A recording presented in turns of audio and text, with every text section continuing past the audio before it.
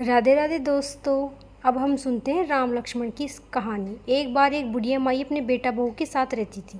बुढ़िया माई बड़ी ही धार्मिक प्रवृत्ति की थी। वह सभी तरह के व्रत, उपवास, दान पुण्य किया करती थी।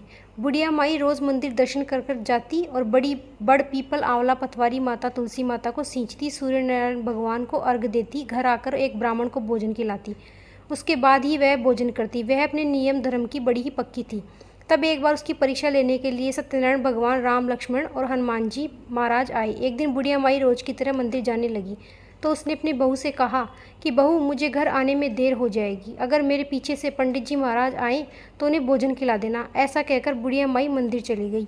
उस दिन गांव में 3 साधु और एक साध्वी घर घर पूछते फिर रहे थे कि राम, लक्ष्मण, जानकी की जय बोलो। हनुमान जी, कोई है जो हमें जिमा सके, हम साधु संतों को भोजन खिला सके। जो कार्तिक मास में हम साधु संतों को भोजन खिला देंगे, उनकी पीढ़ियां तर जाएंगी, उनके जीवन भर के पाप धुल जाएंगे। लेकिन पूरे गाँव में किसी ने भी उन्हें भोजन नहीं खिलाया। तभी एक चबूतरे पर एक बुजुर्ग आदमी बैठा हुआ था। उस बुजुर्ग आदमी ने उन साधु संतों से कहा कि आप बुढ़िया माई के घर जाइए, वही आपको भोजन खिला सकेगी। इस तरह गांव में कोई भी धर्मात्मा लोग नहीं है, सभी बड़े कंजूस हैं। तब उन संतों ने बुढ़िया माई के घर का पता पूछा। बुजुर्ग ने साधु संतों को बुढ़िया माई के घर का पता बता दिया। तब वे सभी संत बुढ़िया माई के घर के दरवाजे के पास पहुँचे। जोर जोर से आवाज़ लगाने लगे, राम, लक्ष्मण, जानकी जय बोलो हनुमान की। कोई है जो हम साधु संतों को भोजन करा सके।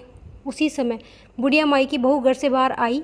उसने जब 3 साधु और एक साध्वी को देखा तो वह मन ही मन सोचने लगी कि रोज़ तो केवल एक ब्राह्मण भोजन खाने आता था, आज तो 3-3 साधु और एक साध्वी आए हैं। मैंने तो भोजन 4 जनों का जितना ही बनाया है, खुद को, मेरे पति, सासू का और पंडित जी महाराज का। बुढ़िया की बहू बड़ी ही दयालु थी, उसे दुनियादारी नहीं आती थी।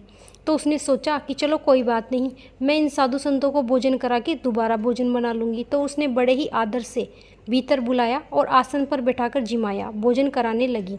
भोजन खा लेने के बाद उन साधुओं में से एक साधु ने बुढ़िया की बहू से कहा कि बहू, तुमने जिन में बनाया है भोजन बनाया है, उनको ढक कर रख देना। सभी के जाने के बाद बहू ने सोचा कि अब बचा ही क्या है, सब कुछ खाली हो गया, खाली बर्तनों को मैं क्या ढक कर रखूँगी। लेकिन कुछ सोचकर साधु संत कुछ बोल कर गए हैं तो किसी मकसद से ही बोल कर गए होंगे।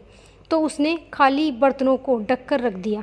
थोड़ी देर के बाद वह पुनः रसोई में आई और दोबारा भोजन बनाने के लिए उन खाली बर्तनों को ढक्कन हटाकर देखा तो वे सभी बर्तन दाल, चावल, रोटियों से भरे हुए थे।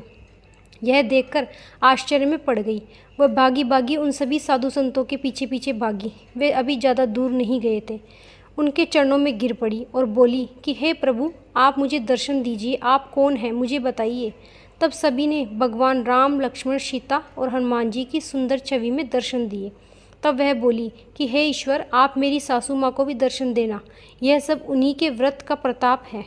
तो वे सभी बोले कि बेटी, हम गांव के बाहर पीपल के पेड़ के चबूतरे पर मिलेंगे। बहू वापस घर आ गई। तब तक सासू माँ भी घर आ चुकी थी। सासू माँ ने बहू से पूछा कि बहू, भोजन तो वैसा का वैसा ही रखा हुआ है, तुमने मेरे पंडित जी महाराज को भोजन क्यों नहीं खिलाया। तब बहू ने अपनी सासू माँ को पूरी बात बताई। तब बहू सासू माँ को लेकर गांव के बाहर पीपल के पेड़ के चबूतरे पर गई तो वहाँ 4 मूर्तियाँ रखी हुई थीं। भगवान राम, सीता माता, लक्ष्मण और चरणों में हनुमान जी बैठे हुए थे। बहू ने कहा कि हे प्रभु, मेरी सासू माँ को भी दर्शन दीजिए। तभी भगवान ने बुढ़िया को साक्षात दर्शन दिए और कहा कि हे बुढ़िया माई, हम तेरी परीक्षा लेने आए थे, तू अपनी परीक्षा में सफल हुई। और उन्हें ढेरों आशीर्वाद देकर चले गए। देखते ही देखते यह खबर पूरे गाँव में फैल गई। सभी गाँव वालों को अपनी करनी पर पश्चाताप होने लगा, क्योंकि पहले वे सभी के घरों में पूछते हुए गए कि कोई है जो हम भक्तों को भोजन करा दे। राम, लक्ष्मण, जानकी जय बोलो हनुमान की। ऐसा कहते हुए वे सभी के घरों में गए थे, लेकिन किसी ने भी उन्हें भोजन नहीं कराया। आज वे सब पछता रहे थे। उधर सास और बहू का घर धन धान्य से भर गया था। 3 महीने के बाद बहू को गर्भ ठहर गया और 9वें महीने में उसे 2 जुड़वा पुत्र पैदा हुए। हे भगवान राम, माता सीता, लक्ष्मण और हनुमान जी, जैसे आपने बुढ़िया माई का सत रखा, वैसे सबका रखना, कहानी कहने वाले, सुनने वाले और हुंकारा भरने वाले का। बोलिए राधे राधे, कार्तिक भगवान की जय।